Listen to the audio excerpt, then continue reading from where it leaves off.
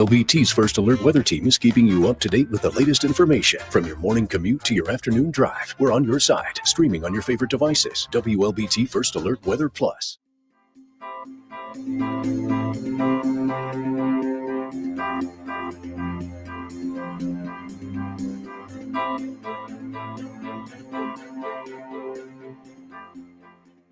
WLBT's First Alert Weather Team is committed to your safety with 6 hours of continuous team coverage. This is a relentless storm, Dave. We're fortunate we all made it out alive. And our network of skycams across the state alerting you to danger, bringing you live footage of tornadoes as they touch down in Wathau County. Look at this, Chase. Guys, look at that. This is ground zero almost. I mean, this is really hard to stomach, like I said. We take our commitment to being on your side seriously, and together we're Mississippi Strong.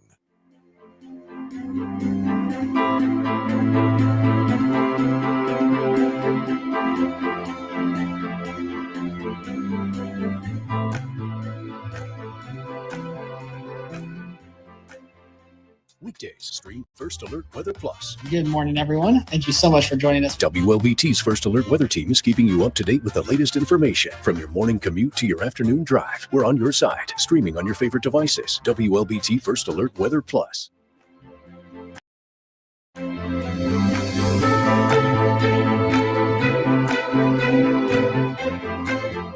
Good afternoon, everyone. It's Chief Meteorologist Dave Roberts here, along with meteorologist Annea Scales, on a partly sunny afternoon, maybe raining, depending on where you are, if you're lucky enough. Yeah, partly sunny, partly rainy, partly everything. We have a variety of conditions outside, it seems like, on our First Alert satellite and radar.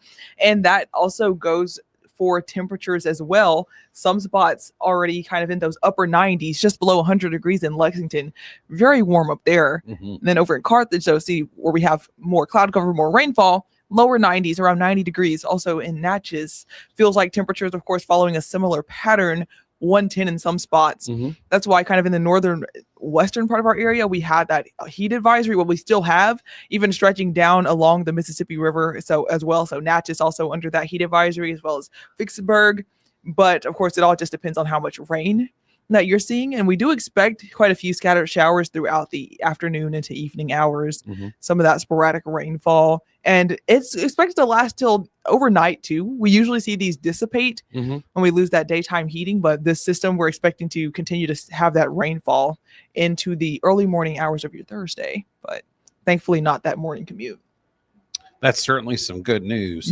We're only looking at scattered showers. That's the thing. And not to say I don't have confidence in the forecast, but it's scattered showers. So before I came to work today, I was out there watering my plants, watering the trees, because I just don't think there's enough rain for what we need to get. We are 99% below normal on rainfall for the month right now. Halfway through the month, virtually, basically. And we're 99% below normal on rainfall. So we have some serious catching up to do. It's about 2 inches that we need to be at. And I don't think it's going to happen today. And I don't think it's going to happen tomorrow. So I think we're going to be stuck in this pattern for the month because we're probably going to make it to the last week of the month before we get any real significant rainfall, widespread rainfall. Yeah, pretty much into the forecast after Thursday afternoon, the same kind of scattered showers. And like Dave was saying, it's not everywhere. Some spots you're going to stay dry, but many of us will see some light rainfall, some heavy rainfall potentially in some spots. But after Thursday, then it actually does start to dry out a little bit. So while we do have some showers possible for Friday, is expected to be even less widespread than what we are going to have this afternoon and for your Thursday as well. And I know many of us, though, likely welcoming the rain because it's helping to keep us a little bit cooler. It's warm and it's much warmer in some spots, but many areas in the lower 90s for around 3 p.m. to 5 p.m. because of those showers.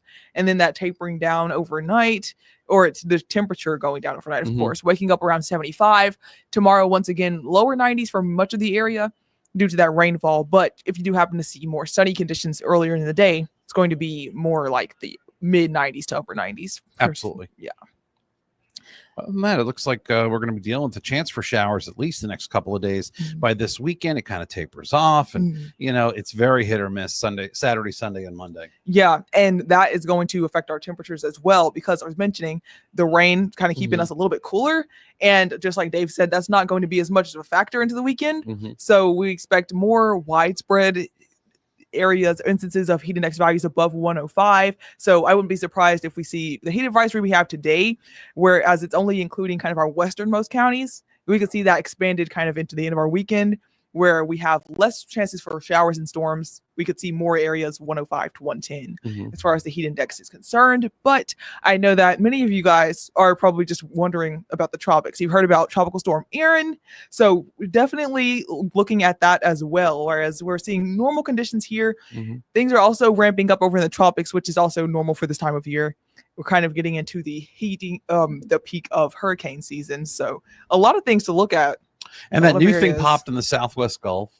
So that's one thing that we're going to keep an eye on, but it's not going to have an impact on us. It's going to stay in the Western Gulf away from us. So, the newest information on Erin goes a little bit further west, but also more of a northward turn we've been talking about. I don't know if you saw the graphic that I left from last night. It actually showed the weakness. So where the hurricane's going to follow through. Yes. And so that's one way to kind of see where this storm is going to track. And, but we're not concerned about this, but we're still going to report on it because you need to know about it. It's probably going to be the first hurricane of this season. Right. And we are about on par with last year's hurricane season. So people are saying, oh, it seems so active. It seems so busy.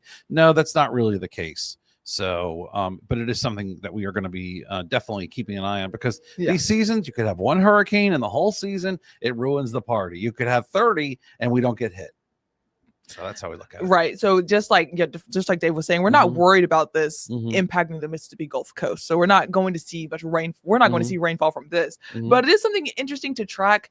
Parts of the Caribbean, a little bit too close for comfort, mainly around the British Virgin Islands, Puerto Rico, perhaps parts of the Dominican Republic. But the storm is not tracking directly over any land.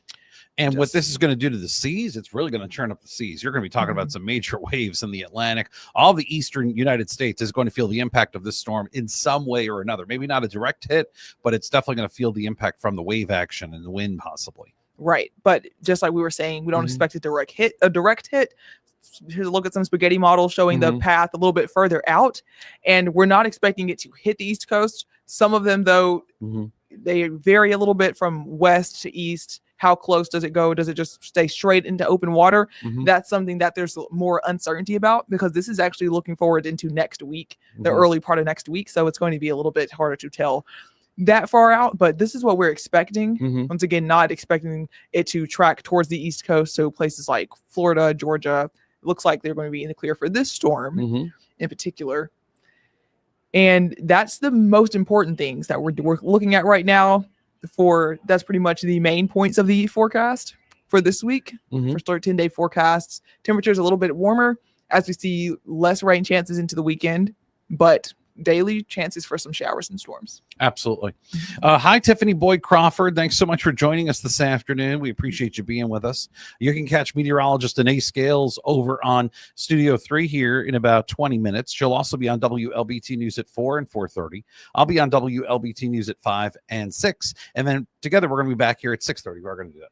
We're going to be back here at 6:30. Okay. And we're going to talk about what's going on with the newest information on the tropics. We'll have some new information to share with you at that point in time. But until then, if you missed any of this, we'll keep it up for you on Facebook. Want you to have a great rest of your afternoon. I hope you get some rain, not severe storms, not thunderstorms, but I just hope you get some rain wherever you are to help you out.